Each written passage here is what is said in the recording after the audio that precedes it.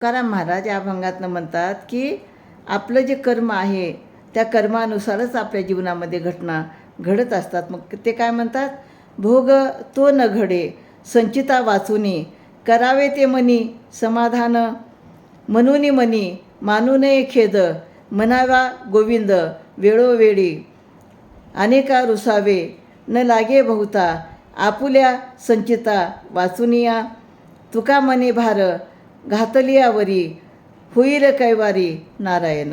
तर या अभंगातनं तुकाराम महाराज म्हणतात की आपल्या जीवनामध्ये आपल्या पूर्वकर्मामुळंच सुखदुःख हे आपल्याला भोगावे लागतात.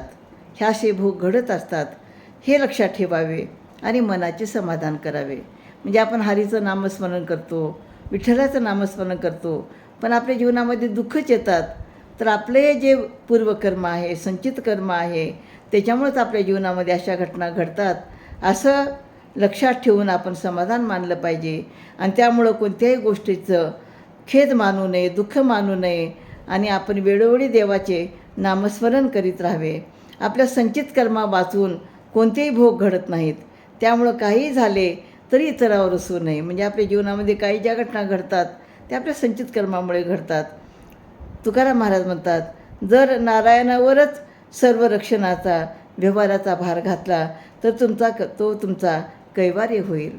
म्हणजे ठेविले अनंते तैसेचे राहावे हा विचार जर आपल्या मनामध्ये आपण जर ठेवला तर आपण आपल्या जीवनामध्ये जास्त दुःखी होणार नाही आणि तो भार आपण आपल्या विठ्ठलावरच घालावा, असे या अभंगात तुकाराम महाराज सांगतात.